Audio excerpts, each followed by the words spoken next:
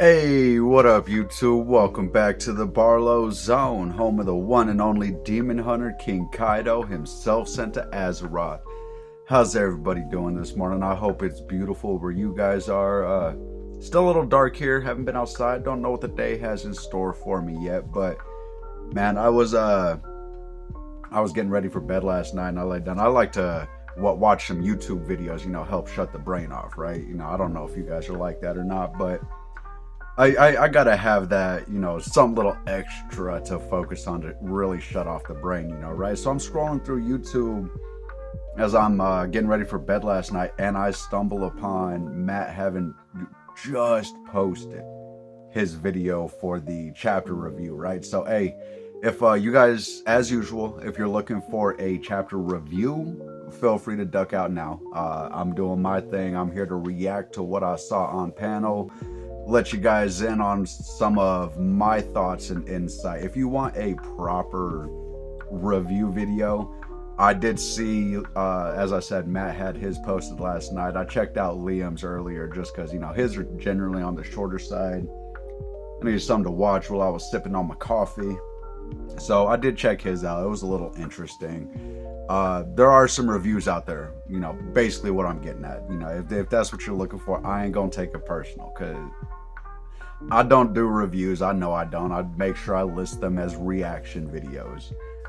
But man, 1163, this one was a banger. Like, I've been saying that a lot, right? Like, Oda is deep in his bag with this flashback, right? Like, Oda is beyond cooking at this point, right? Like, he's become full master chef. Like, Oda is the Gordon Ramsay of manga right now. Like, it's popping. Prove me wrong.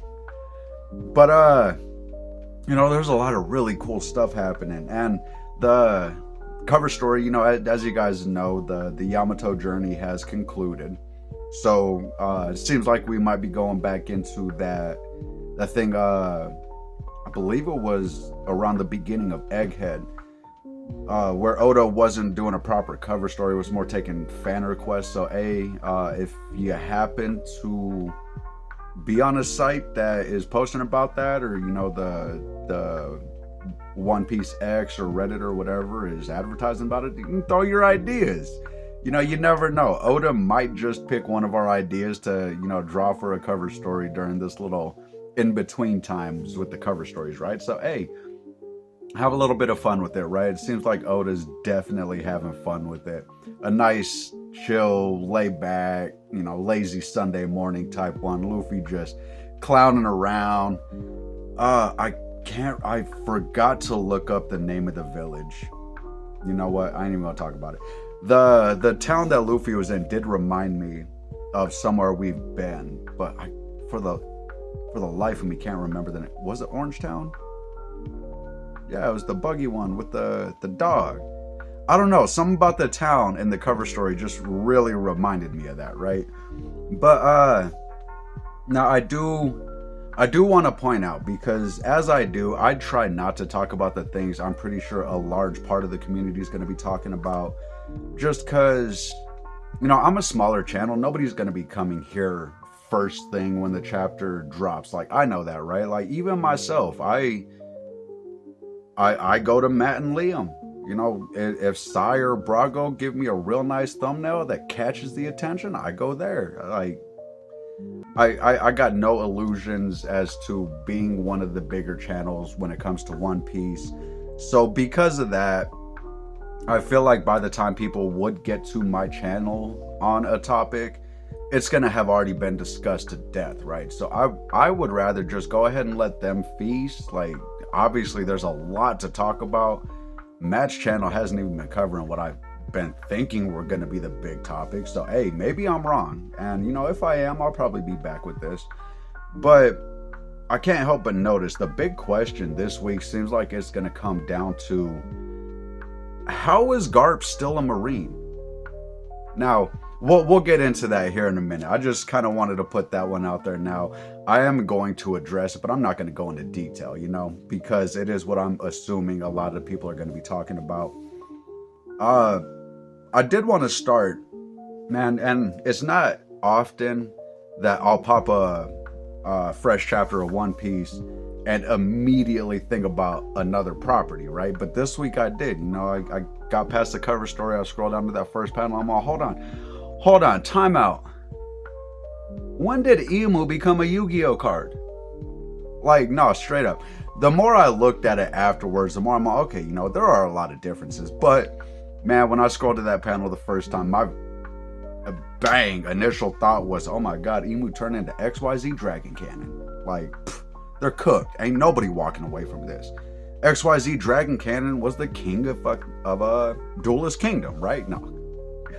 No, Kaiba pulled a punk move in that, but we ain't gonna talk about Kaiba. Because I also love Kaiba. Kaido ain't the only one. I love me some Seto Kaiba, some Blue Eyes White Dragon.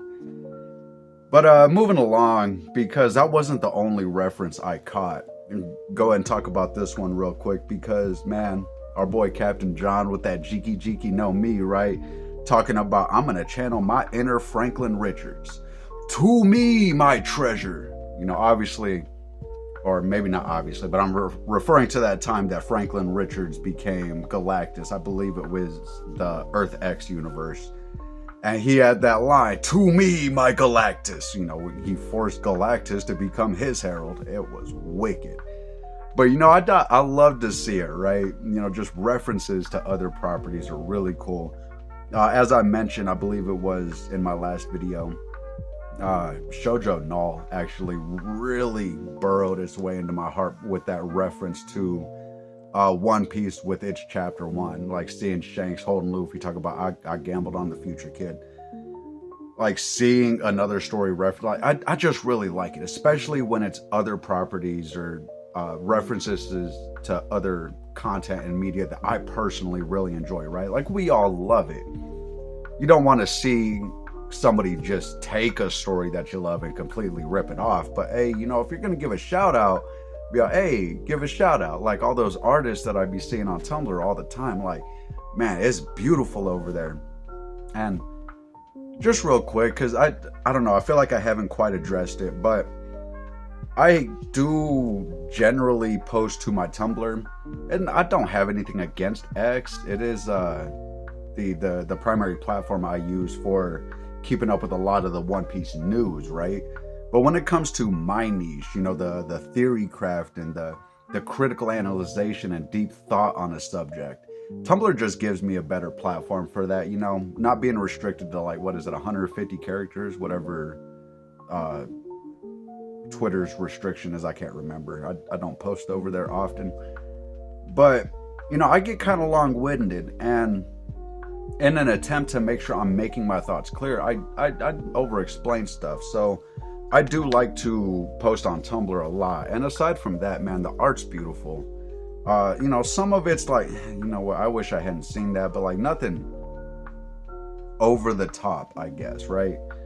Like I saw this really wicked drawing of Loki earlier, right? Just all pencil, no color, just graphite on paper, right? And man, the work that artist put in was brilliant, because like just that the pencil strokes really gave life and depth to Loki, and I loved seeing it. So just so y'all know, that there is a reason I prefer posting on Tumblr. I do try to keep up with the Twitter, but just thought I'd throw that out there. Another really cool thing I noticed was the continued kind of allusions to Garp and Rogers being more brothers than rivals, right? Like in this chapter, we had the everybody getting ready to go in, and Rogers is all, no, this one's mine, or this catch is mine, Garp. And Garp getting ready to hit him with that galaxy impact. And then later, after the attack, Garp and Rogers again, Garp talking about, yeah, it was my one attack was all that was needed. And Rogers all, bro, BS, Cap, get out of here. What you talking about? Like, it was really cool. And I don't know, I feel like Oda really doubled down on making sure that was the feeling that we got with Roger and Garp, because at that same time, after the attack, Big Mom and Kaido started their bickering again about Kaido stealing the devil fruit from Big Mom. So Hey, I do want to say big shout out to Let's Snow Fan over on Tumblr again. You really helped me get past that dilemma I had. That being said, Oda seems to have realized he may have fumbled just a bit. Maybe the ball didn't hit the ground, but he was juggling a little bit, about to, and he's like, okay, no, hold on, that's right. There's supposed to be a little bit of a beef between Kaido and Big Mom about this or whatever, right? So basically what I'm saying is after this chapter, I can see it getting to the point where Big Mom is like, okay, no, you know what, Kaido, I'll help you out, little bro. You kind of screwed me before, but you've made amends, I guess, right? Like, Big Mom has said something that opens up the road to amends being made and that bridge being unburnt a little bit, right? But moving on, two real big topics. Now, as I said, I don't want to talk too much about Garp, but I do at least want to address this point, right? Because I don't know, maybe one of these points isn't something that somebody else is going to say, right? So just while I'm here, I'll go ahead and offer my input, because as I said, I don't get how Garp's still a Marine. Not only in this chapter was he speaking out loudly against Imu and the Gorosei, calling them, what did he call it? Said that's the perfect form for the king of the rats or something like that. Mongrels or maggots. That's what it was. And he wasn't being too quiet about it, because the Marine right there on his arm was all, hey, Garp, you need to shut up, bro. Like, that's not something you need to be saying so loud. So like, and Saturn, Emu, I'm gonna have to come up with a good one for the blend of Emu and Saturn. But they were standing right there in that same panel where Garp was talking his shit, right? But not only that, man. Garp has seen Emu now, okay? Garp has seen with his own eyes Emu coming down from the flower room, or I'm sure Garp doesn't know anything about the flower room or Emu sitting on the empty throne. But Garp has seen Emu and Saturn now. And not only that, Garp popped in with everybody. That the galaxy from this was right before Impact, when everybody was going off. Like, every big attack that they had waylaid into Emu, Saturn all at the same time, right? Galaxy Impact, Divine Departure, Ragnarok, Ikaku Sovereignty, Boro Breath, although it was just dragging, because, Kaido was still figuring it out at the time, God bless your soul, King Kaido. We all know you gonna come into it. But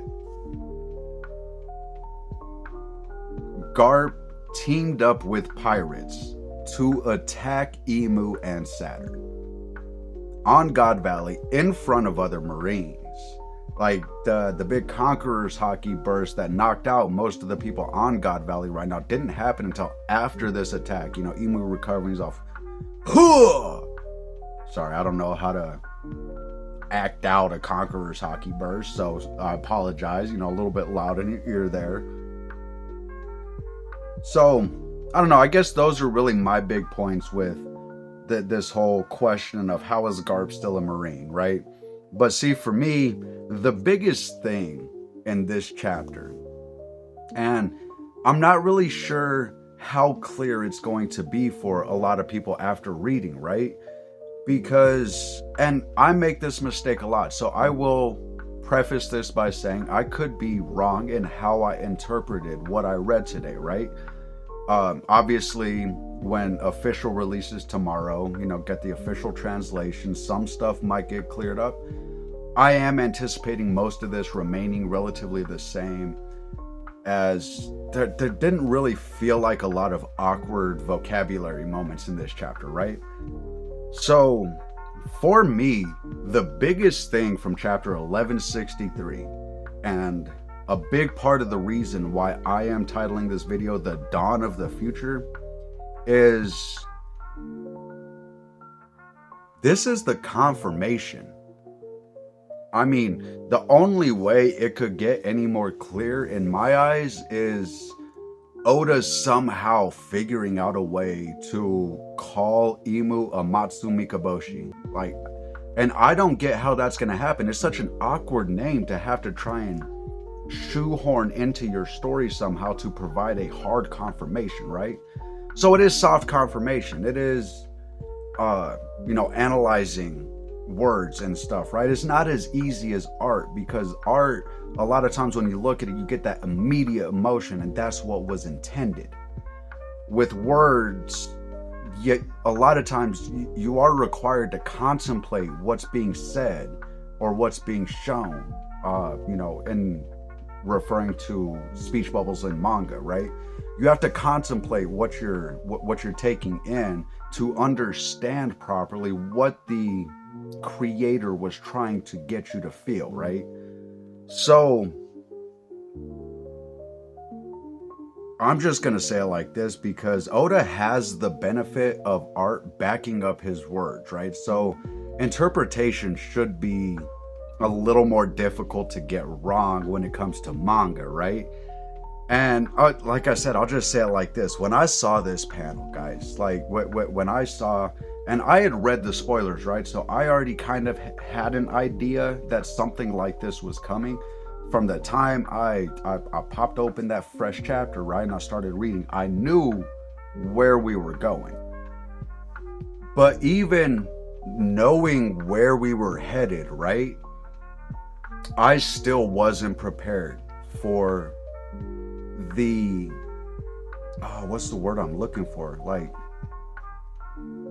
Oda perfectly captured, drew, and presented the embodiment of evil. Like, I'll say it like this. I'll just go ahead and read this line straight from my notes for you guys, right? I can no longer see Teach as a bad guy. That's just what it came down to. Like, by the end of this chapter, right? Consider the things that Teach has done compared to the things that Imu has done. Now, I'm not saying that Luffy and Teach are never going to fight. I have been rather loud, some might even say boisterous or pestering or annoying about it. But I have long since seen Teach as Sasuke. Like, dude is not Madara. Like, this is not our big bad. This is not the evil that needs to be overcome in our story to have a positive outcome.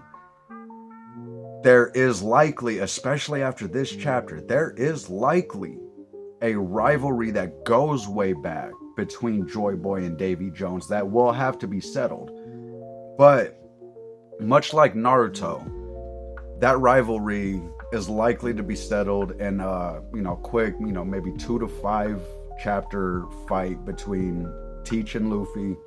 We might even get Robin doing a narration. Has Robin been the narrator this whole time? Anyway, we might even get Robin doing a narration of some of the stuff she has learned about the Void Century pertaining to Joy Boy and Davy Jones, right? While Teach and Luffy are fighting. But I feel like this panel, right? What Imu does here is, I don't know how One Piece gets more evil than that, right? Like, this character consistently doesn't want to be the one to land the killing blow, right? They want to sit back and watch families tear themselves apart. They want to sit back and watch loved ones kill each other and have to face and live with that dread, the despair, the fear, the powerlessness that comes from knowing that your loved ones are dead at your hands. Yeah, blowing up cities is bad. Destroying islands is bad. Getting somebody's brother turned into the cops is bad, especially when that arrest turns into an execution. Like, this is bad, right? Now, I'm going to be honest. Some of that is referring to another conversation I was having on another Discord pertaining to World of Warcraft right now. Because, a lot of them don't really understand why I cannot see Xalatath as a bad guy, right? But when I'm presented with a character like Imu, who goes out of their way, right? Like, not only, okay, so this is kind of how events play out, right? You got everybody show up like, oh, what is that? No, okay. It's time to whip out the ultimate, hit that button combo. 6 ultimates going off at once, all on the same person. That person took no damage. Or if they took damage, it was recuperated immediately. That's intimidating to see in its own right? But then the most powerful among you goes back in, right? So Zebek goes back in. Swah, no, I ain't gonna let this stand. Promises are meant to be kept. Yeah, that's why your clan needs to be wiped out. Like, shit's getting savage. And then Emu does it. Like, oh, there they are. I see them running through the forest trying to escape. A new generation of Davy clan cannot be permitted. Zebek's all, nah, bro, don't even think about it. Swah. You ain't touching my fam. Like, nah, Moo isn't gonna do nothing. It's fuck. Like, dude, seeing those spikes, those tentacles, whatever you want to call them, just jut out, stab right through them, and Zebek's sitting there like, this doesn't hurt. What's going on? Like, I don't know. You don't get vocal inflection, obviously, when you're reading, but I guess that's how I read it, right? Like, well, when he's talking about, oh, this doesn't hurt, it doesn't even itch. It's like a moment of confusion. Doesn't know what's going on. He understands he was just attacked, but nothing hurts. And then Moo hits him with the, Moo isn't going to do anything. You will. Domi Reversi. Go kill your wife and son and wipe out the Davy clan. P.S. As a side note, while this is going on, Roger, Newgate, Linlin, and Garp are watching. They're just standing there looking up like, guys, I don't think there's a word to describe how effed we are right now. But Roger, man, he ain't. Roger and Garp, they become legends for a reason, right? Like, these two aren't about to let this happen. And that kind of brings me into the last thing I want to talk about. Sorry if you guys heard my notepad folded over and the pen tapped the plastic back there. The last thing I really want to talk about is, why isn't this working for me? Roger and Garp. Now, I posted about this on my Tumblr. I'm going to try and be quick about it. I imagine some of y'all are probably have already read it. But I want to talk about Roger and Garp because during this flashback, we as a community have spent a lot of time singing the praises of Dragon and Zebek, right? And rightfully so.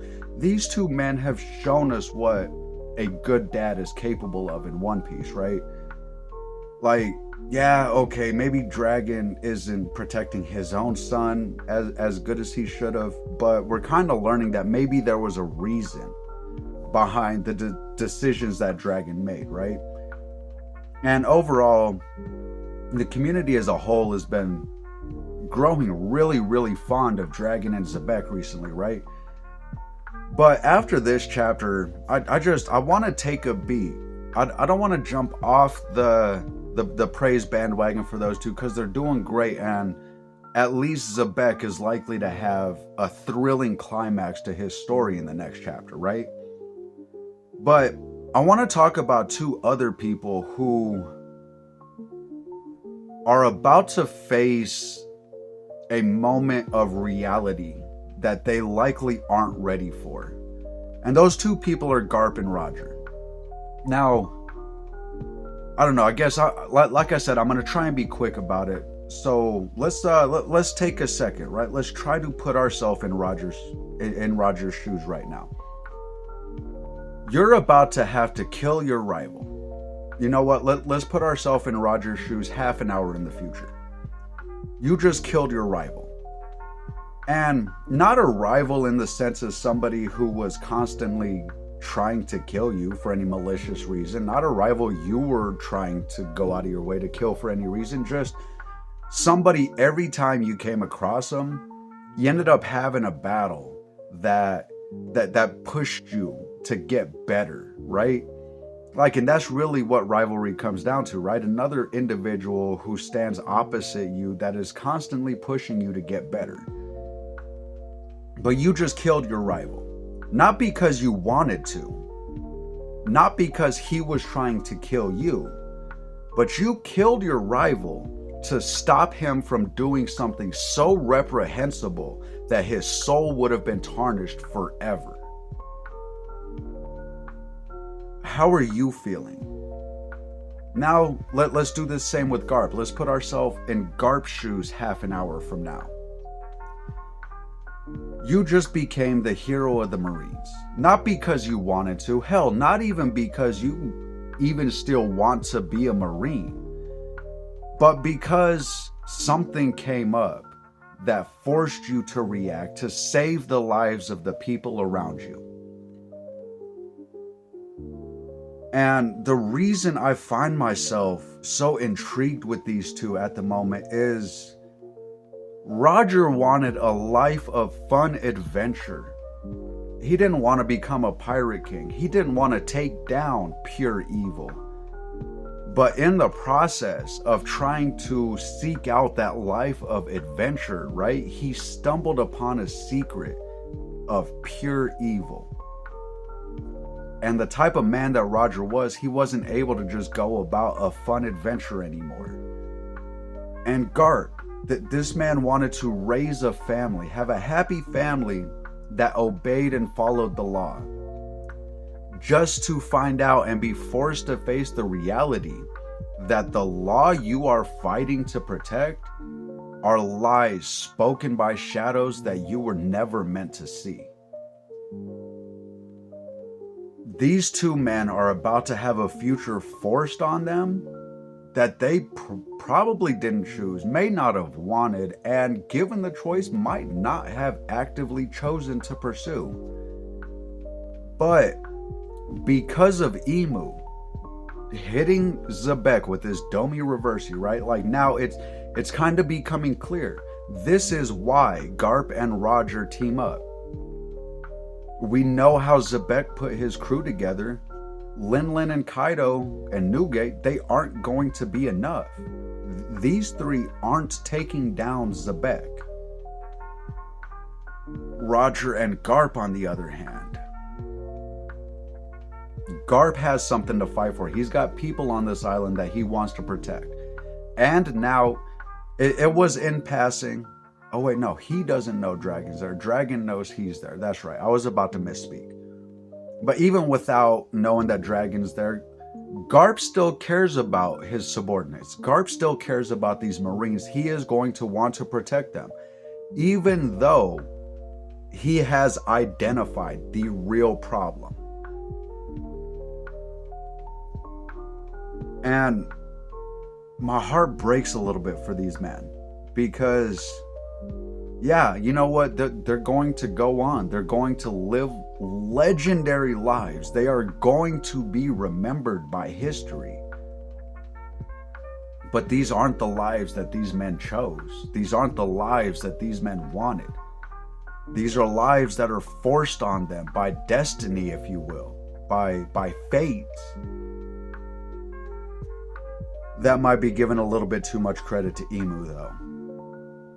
So 1163 was absolutely peak. I chill so many times in this chapter. I am so looking forward to 8 o'clock tomorrow morning when the official translation will be posted to Shonen Jump. I'm gonna have an alarm set for tomorrow morning too, because man, I've already read it 5 times. I'm gonna read it 5 more times tomorrow. This chapter is amazing.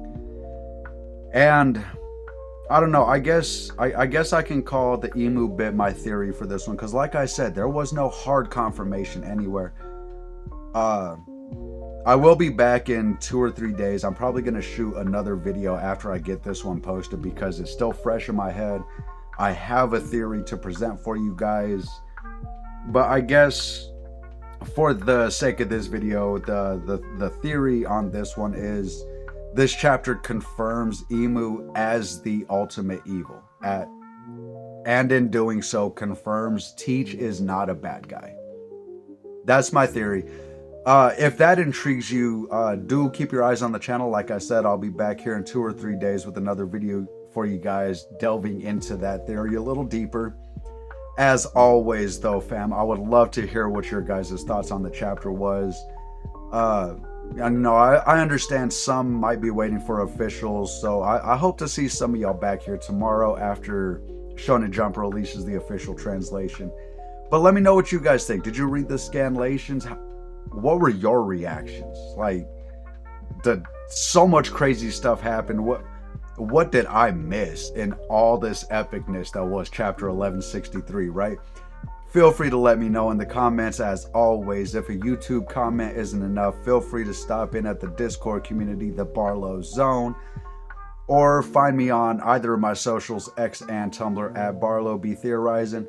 Once again, just as a reminder, I do not have a Patreon. I have no intentions of making a Patreon. I will not ask you guys for money. That's not why I'm asking y'all to join the Discord or hit me up on the socials. I just want to be able to interact with you guys more before I make the videos, right? Like maybe somebody has a really interesting thought that fits, and I can give y'all the shout out, like, hey, shout out to Vault Hunter Boy 819, whatever, for adding in this thought, you know, whatever it may be. That's why, you know, I'm always asking you guys to, you know, consider hitting me up on the socials or joining the Discord. So if that feels like something you want to do, I'd love to see you there. As always, though, I hope y'all have an amazing day. Much love, friends.